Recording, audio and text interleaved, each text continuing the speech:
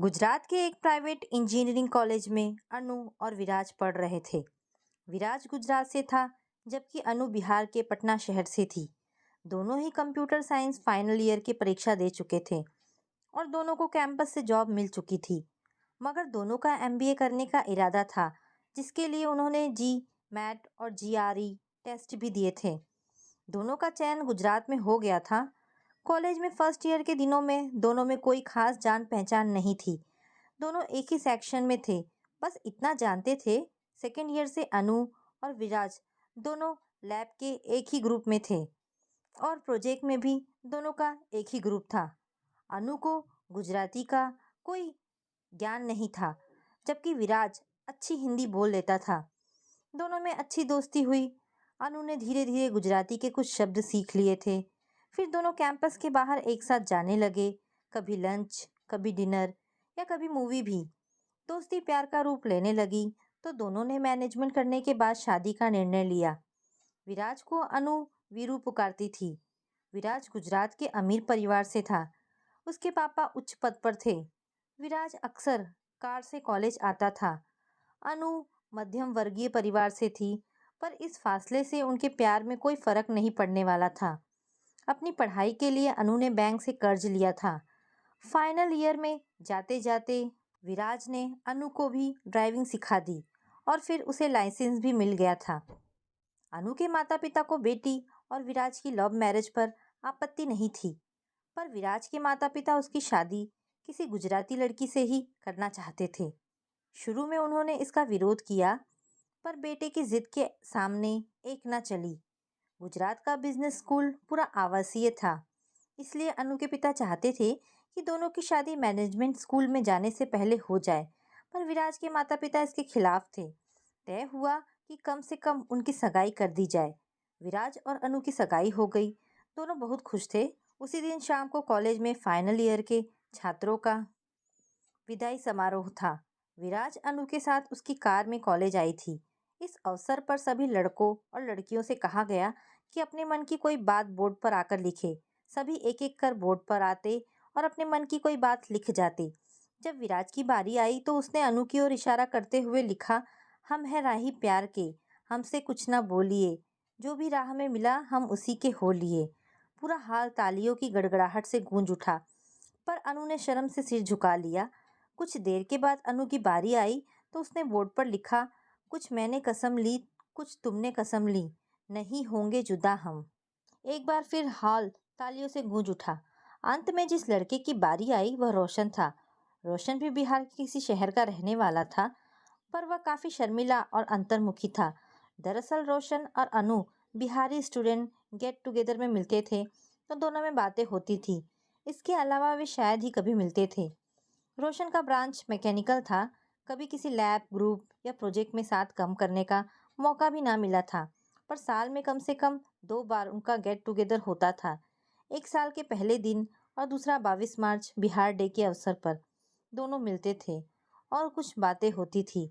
रोशन मन ही मन अनु को चाहता था, पर एक तो अपने स्वभाव और दूसरे विराज से अनु की नज़दीकियों के चलते कुछ कह नहीं सका था। रोशन धीरे धीरे चलकर बोर्ड तक गया और बड़े इत्मीनान से बोर्ड पर लिखा, हम भी थे राही प्यार के, पर किसी को क्या मिला यह अपने हिस्से की बात है। इस बार हॉल लगभग खामोश था, सिवा इक्का दुक्का तालियों के। सभी की सवालिया निगाहें उसी पर टिकी थी। वह धीरे धीरे चलकर वापस अपनी सीट पर जा बैठा। उसकी बात किसी को समझ में नहीं आई। इस घटना के 2 दिन बाद विराज और अनु दोनों निकट मशहूर फिल्म सिटी जा रहे थे। विराज की कार थी और वह खुद चला रहा था। रास्ते में दोनों ने पास रनवे में रुककर गो कार्टिंग का मजा लेने की सोची। वहां दोनों ने एक एक कार्ट लिया और अपना अपना हेलमेट और जैकेट पहने। वहां के सुपरवाइजर ने उनके कार्ट्स में तेल भरा और दोनों अपनी गाड़ी रनवे पर दौड़ाने लगे। एक दूसरे को चीयर करते हुए भरपूर आनंद ले रहे थे। रनवे से निकलकर विराज ने कहा, अब कार तुम चलाओ, हम शहर से निकल चुके हैं और सड़क काफ़ी अच्छी है। अनु ने कहा, ठीक है मैं चलाती हूँ, पर स्पीड 50 किलोमीटर से ज़्यादा नहीं रखूँगी। कोई बात नहीं, इतने पर भी हम समय पर पहुँच जाएंगे। थोड़ी दूर जाने के बाद दूसरी तरफ से एक बस तेज रफ्तार से आ रही थी। एक ऑटो को ओवरटेक करने दौरान बस कार से टकरा गई। उनकी कार पलटकर हाईवे के नीचे एक गड्ढे में जा गिरी। अनु को काफी चोटें आई और वह बेहोश हो गई। कुछ चोटें विराज को भी आई, पर वह कार से निकलने में सफल न हो गया पर वह कार से निकलने में सफल हो गया। उसने अपने पापा को फोन किया। कुछ ही देर में पुलिस की 2 गाड़ियां आई। उसके पापा भी आए थे। विराज को एक गाड़ी में बिठाकर अस्पताल लाया गया। अनु अभी भी बेहोश थी। उसे कार से निकालने में काफी दिक्कत हुई। उसकी हालत गंभीर देखकर उसे एम्बुलेंस में अस्पताल भेजा गया। अनु के माता पिता को फोन पर दुर्घटना की सूचना दी गई। विराज को प्राथमिक उपचार के बाद पट्टी कर अस्पताल से छुट्टी मिल गई। कुछ देर बाद वह भी अनु से मिलने गया। दूसरे दिन अनु के माता पिता भी आए। अनु की हालत देखकर वे काफी दुखी हुए। डॉक्टर ने उनसे कहा, अगले 48 घंटे इनके लिए नाजुक है। इन्हें मल्टीपल फ्रैक्चर हुआ है।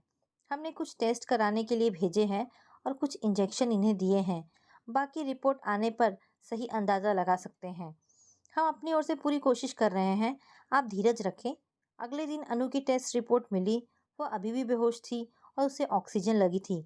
डॉक्टर ने कहा, इन्हें सीरियस इंजरीज है। इनके शोल्डर और कॉलर बोन्स के अलावा रिब केज में भी फ्रैक्चर है। रीढ़ की हड्डी में भी काफी चोट लगी है। इसी कारण इनके लीवर और लंग्स पर बुरा असर पड़ा है। रीढ़ की हड्डी में चोट आने से हमें लकवा का भी संदेह है, पर इनका ब्रेन ठीक काम कर रहा है। उम्मीद है इन्हें जल्दी होश आ जाएगा। अनु के पापा ने पूछा, इसके ठीक होने की उम्मीद तो है? अनु कब तक ठीक हो जाएगी? अभी कुछ भी कहना जल्दबाजी होगी। इनकी जान को कोई खतरा तो नहीं दिख रहा है, पर चलने फिरने लायक होने में इन्हें महीनों लग सकते हैं। हमें शक है कि इनके नीचे के अंग लकवाग्रस्त हो जाएंगे। इन्हें होश आने दीजिए, तब लकवे का असर ठीक से पता चलेगा। आप लोग हौसला रखें। अगले दिन अनूप ने आंखें खोली। सामने विराज और माता पिता को देखा। उस दिन रोशन भी उससे मिलने आया था। अनु के होठ फड़फड़ाए। टूटी फूटी आवाज में बोली, मैं अपने पैर नहीं हिला पा रही हूँ। अनु की आंखों में आंसू थे। विराज की ओर देखकर उसने कहा, हमने क्या क्या सपने देखे थे। मैनेजमेंट के बाद हम अपनी कंपनी खोलेंगे। मैंने कभी किसी का बुरा नहीं सोचा, फिर भी मेरे साथ ही ऐसा क्यों हुआ? धीरज रखो, विराज ने कहा। अनु को अस्पताल के बेड पर पड़े पड़े कुछ हफ्ते बीत गए। कुछ दिन तक तो विराज आता रहा और उसका हालचाल पूछता रहा, पर फिर धीरे धीरे उसका आना कम हो। उसके बर्ताव में अब काफी परिवर्तन आ गया। एक तरह से बेरुखी थी। विराज के रवैये पर वह दुखी थी। कॉलेज के दिनों में अनु किसी कंपनी के ऐप पर अपना सुझाव भेजती थी। कंपनी ने उसकी प्रशंसा करते हुए एक प्रमाण पत्र और पुरस्कार दिया था। उसे उस कंपनी से ऑफर भी मिला था, पर अनु ने पहले एमबीए करना चाहा था। धीरे धीरे अनु ने अपनी हालत से समझौता कर लिया था।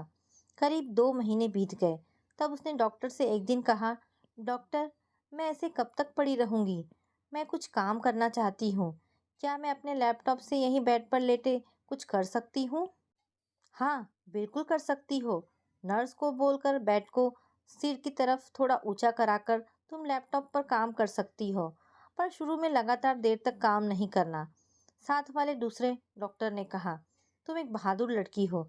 शायद हम तुम्हें पूरी तरह से ठीक न कर सके, पर तुम व्हील चेयर पर चल सकती हो। Okay, thanks doctor. अनु ने फिर से कंपनी के लिए इच्छा से काम करना शुरू किया। कंपनी भी उसके संपर्क में रहा। उसके काम से कंपनी काफ़ी खुश थी। उसे यह भी कहा गया कि वह अपने स्वास्थ्य और अपनी क्षमता के अनुसार जितनी देर चाहे बेड से काम कर सकती है। इस बीच और 2 महीने बीत गए। इस दौरान विराज एक बार भी उससे मिलने ना आया। उस दिन अनु अस्पताल से डिस्चार्ज होने वाली थी, जिसकी सूचना उसने विराज को दे दी थी। वो अपने पापा के साथ आया था। उसके पापा ने कहा, अनु, हमें तुमसे पूरी सहानुभूति है, पर जैसा कि डॉक्टर ने बताया है, अब आजीवन तुम्हें व्हीलचेयर पर रहना होगा और तुम्हारी चोटों के चलते तुम अब माँ बनने योग्य भी नहीं रही। अनु के पिता भी वहीं थे। अभी तक विराज ने खुद कुछ भी नहीं कहा था। अनु और उसके पिता उनके कहने का आशय समझ चुके थे। अनु के पिता ने कहा, ये सारी बातें मुझे और अनु को पता है।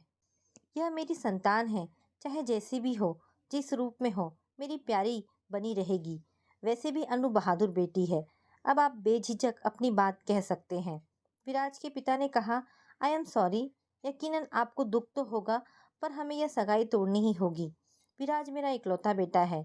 यह सुनकर अनु को बहुत दुख हुआ, पर उसे उनकी बात अप्रत्याशित नहीं लगी थी।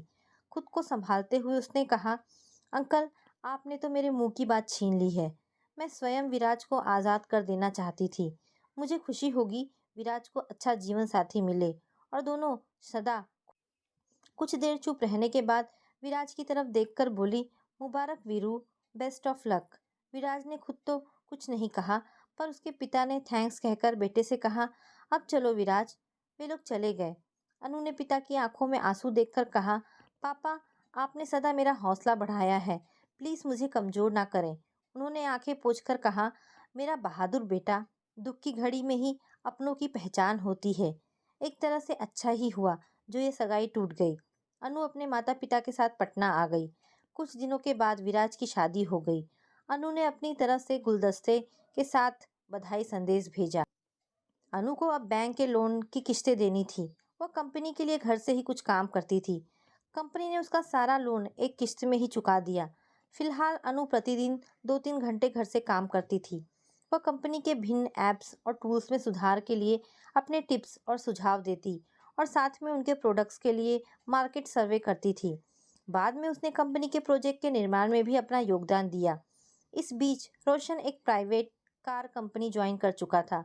वह कंपनी की डिज़ाइन यूनिट में था, कार के पुर्जे आदि की समीक्षा करता और समयानुसार उनमें सुधार लाने का सुझाव देता।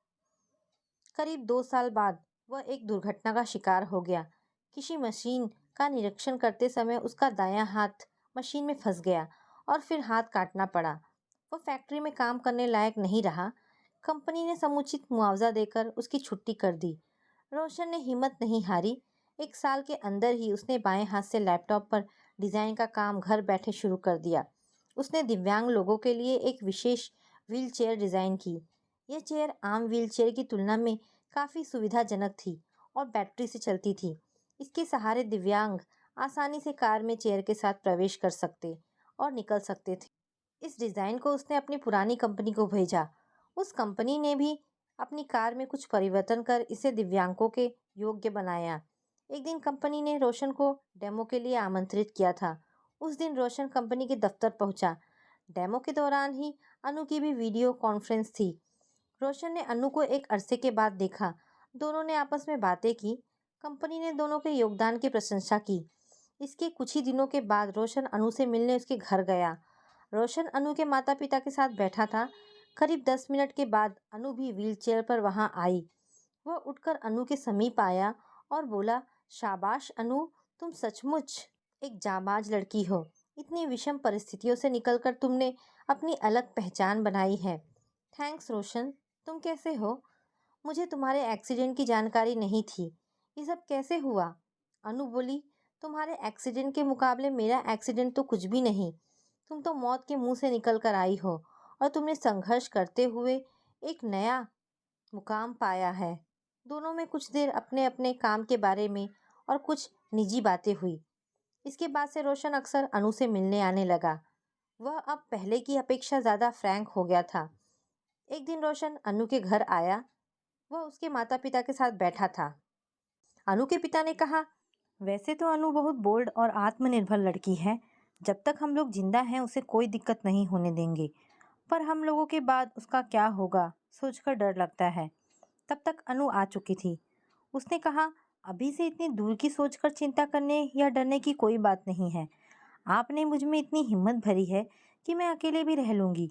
नहीं बेटे, अकेलापन अपने आप में एक खतरनाक बीमारी है। यह अभी तुझे समझ में नहीं आएगा। अंकल, आप चिंता ना करें, मैं भी आता रहूँगा। हाँ बेटा, आते रहना। रोशन का सोया प्यार फिर से जगने लगा था। जो बात वह कॉलेज के दिनों में अनु से नहीं कह सका था, वह उसकी जबान तक आकर थम गई थी। अपनी अपंगता और स्वभाव के चलते अभी तक कुछ कह नहीं सका था। अनु की प्रतिक्रिया का भी उसे अंदाज़ा नहीं था। एक दिन अचानक अनु के पिता ने रोशन से पूछ लिया, बेटे, अब तो तुम दोनों अच्छे दोस्त हो, एक दूसरे को भली भांति समझने लगे हो, क्यों नहीं दोनों जीवन साथी बन जाते हो? अंकल, सच कहता हूँ, आपने मेरे मन की बात कह दी। मैं बहुत दिनों से यह कहने की हिम्मत नहीं जुटा पा रहा था। तभी अनु के अप्रत्याशित सवाल से सभी उसकी ओर देखने लगे। उसने कहा, कहीं आप दया या सहानुभूति के नाते तो ये सब नहीं कर रहे हैं? दया का पात्र तो मैं हूं अनु, मेरा दायां हाथ नहीं है। मैंने सोचा कि तुम्हारा साथ मिलने से मुझे अपना दाहिना हाथ मिल जाएगा। रोशन बोला। अनु सीरियस थी। उसने कुछ देर बाद कहा, तुम्हें पता है ना कि ना तो मैं तुम्हें पत्नी सुख दे सकती हूँ और ना ही मैं कभी माँ बन सकती हूँ। इसके अलावा भी तो अन्य सुख और खुशी की बातें हैं जो मैं तुम में देखता हूँ। तुम मेरी अर्धांगिनी होगी और मेरी बेटर हाफ। तुम्हारे बिना मैं अधूरा हूँ अनु, पर संतान सुख से वंचित रहोगे। अनु ने कहा, गलत। हमारे देश में हजारों बच्चे अनाथ हैं जिनके माता पिता नहीं है। हम अपनी मर्जी से बच्चा गोद लेंगे, वही हमारी संतान होगी। अनु के पिता ने बीच ही में कहा, हाँ तुम लोग एक लड़का और एक लड़की, दो बच्चों को गोद ले सकते हो। बेटा और बेटी दोनों का सुख मिलेगा। नहीं पापा, हम दो बेटियों को ही गोद लेंगे। क्यों? रोशन ने पूछा। लड़कियां अभी भी समाज में कमजोर समझी जाती हैं। हम उन्हें पाल पोस कर इतना सशक्त बनाएंगे कि समाज को उन पर गर्व होगा। कुछ दिनों के बाद अनु और रोशन विवाह बंधन में बंध गए। उसी रात अनु ने रोशन को कॉलेज के एक फेयरवेल के दिन की याद दिलाते हुए कहा, तुम्हें याद है तुमने बोर्ड पर क्या लिखा था? हम थे राही प्यार के। इसका क्या मतलब था? शायद कोई भी नहीं समझ सका था। मतलब तो साफ था, इशारा तुम्हारी तरफ था। अपने पास उस समय तुम नहीं थी, पर आज से तो हम भी राही के प्यार के हो गए। पर आज से तो हम भी राही प्यार के हो गए। तो दोस्तों, ये कहानी यहाँ पर समाप्त होती है। आशा करती हूँ आपको ये कहानी पसंद आई होगी। अगर आपको ये कहानी पसंद आई है तो प्लीज़ इसे लाइक एंड शेयर करें। धन्यवाद दोस्तों। Thanks for watching.